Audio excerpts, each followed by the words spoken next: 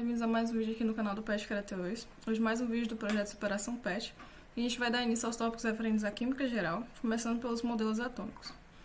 Bem, o primeiro modelo atômico foi proposto por John Dalton, na época de 1803.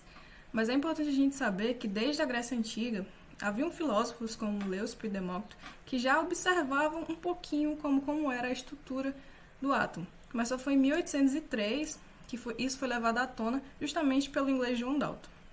Para ele, o átomo era uma pequena esfera maciça, indivisível e de carga neutra.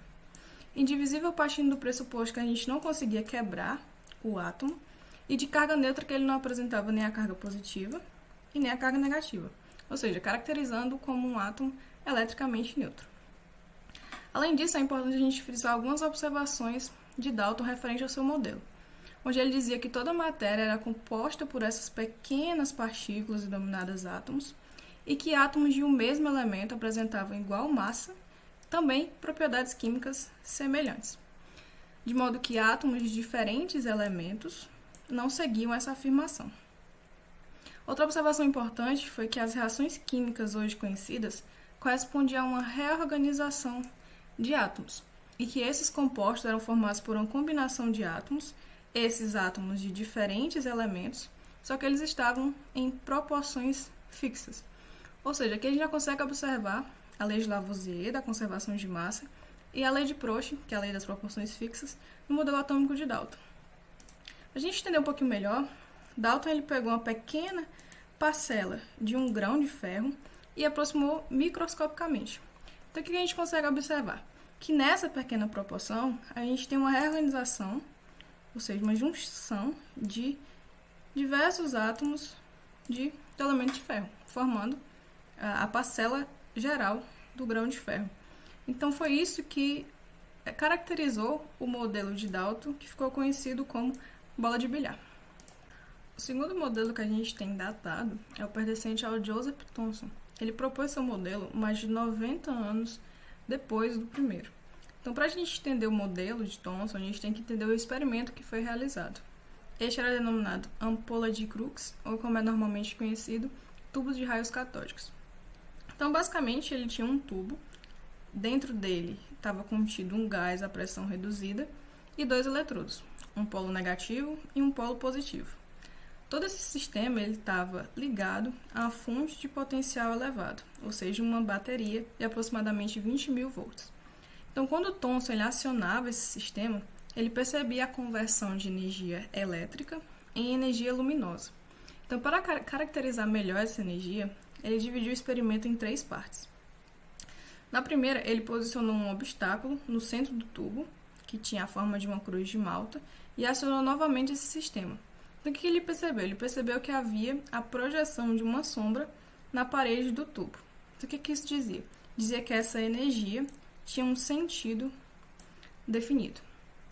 Na segunda parte do experimento, ele trocou o obstáculo por um catavento e acionou novamente essa bateria, aumentando o seu potencial. Então, o que ele percebeu? Ele percebeu que o catavento começava a girar na medida que ele ia aumentando o potencial da bateria. Então, o que isso dizia? Dizia que essa energia apresentava massa e isso fazia com que o catavento girasse. Na última parte do experimento, esse sistema foi sujeito a um campo magnético, contendo um polo positivo e um polo negativo. Então, ele acionou novamente essa bateria e percebeu que essa energia saía do polo negativo e ia em direção ao polo positivo, sofrendo repulsão pelo polo negativo. Então, nessa época, já viu o postulado as cargas opostas se atraem. Então, o que isso dizia? Dizia que essa partícula continha carga negativa. Então, foi por meio desse experimento que o Thomson ele propôs seu modelo, partindo do pressuposto que o átomo era uma grande massa positiva e nessa massa havia pequenas partículas de massa negativa, que hoje a gente conhece como os elétrons. Por essa característica de ter uma grande massa encrustada de outras, esse modelo ficou conhecido como pudim de passas. O terceiro modelo que a gente tem foi proposto por Ernest Rutherford na década de 1901. Mas é importante a gente falar, antes de caracterizar melhor o modelo de Rutherford, que ele utilizou dos estudos do casal Curie, ou seja, Marie Curie e Pierre Curie, a respeito das partículas alfa. Essas partículas possuíam carga positiva e eram altamente energéticas. Então, utilizando essas partículas, o Rutherford ele fez um experimento. Nesse experimento, ele tinha uma fonte dessas partículas, no caso uma peça de polônio, envolta por um bloco, né, um invólucro de chumbo. Nesse bloco havia um único orifício que direcionava essas partículas em direção a uma fina lâmina de ouro. Em volta dessa lâmina de ouro a gente tinha um anteparo de sulfeto de zinco. E por que ele utilizou o sulfeto de zinco? Porque ele é uma espécie fotoativa, ou seja, ele interagia com essa radiação dessa peça de polônio de forma luminosa. Então, para a gente entender esse experimento, a gente tem que imaginar que essas partículas viajavam a aproximadamente 20.000 quilômetros por segundo.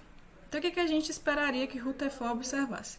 Observasse que todas essas partículas iriam atravessar essa fina lâmina de ouro.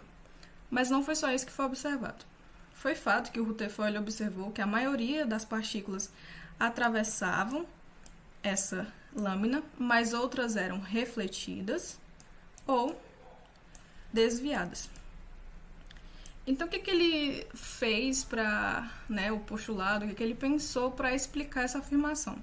Ora, ele disse que o átomo ele não era composto por uma única unidade, como nos modelos anteriores. Ele propôs que o átomo tinha um núcleo, que continha as partículas positivas, que hoje a gente conhece como os prótons, e em volta a gente tinha as eletrosferas contendo as partículas negativas, por isso que havia reflexão e direcionava os feixes em outra direção nesse experimento. Então, além disso, ele observou que havia uma proporção. Essa proporção era de 10.000 para 1. Então, a gente tinha 10.000 partículas alfa atravessando a folha de ouro, para uma sendo refletida. Então, o que isso dizia? Ora, essa única partícula é justamente aquela que vai se chocar com o núcleo. Então, isso dizia que o núcleo era 10.000 vezes menor que o tamanho da eletrosfera. Esse modelo ele foi conhecido como modelo planetário justamente por ter a eletrosfera circundando o núcleo, onde a eletrosfera foi comparada com os planetas no sistema solar ao redor do Sol, orbitando ao redor do Sol. Então foi por isso que ele foi denominado modelo planetário. Então é isso, galera. Essa é a primeira parte desse vídeo, bem básico a respeito dos modelos mais fáceis que foram propostos acerca da estrutura do átomo. Na parte 2 a gente vai explorar mais um pouquinho os modelos complicados, quantitização da matéria, a descoberta dos orbitais, que a gente não tinha só o núcleo e só a eletrosfera, a gente tinha várias outras descobertas a respeito do átomo. Então é isso. Se você gostou, deixa um feedback aqui embaixo nos comentários. Sugestões de assuntos ou conteúdos relacionados à química geral que você queira ver aqui no canal. E também não esquece de deixar o like para fortalecer a gente.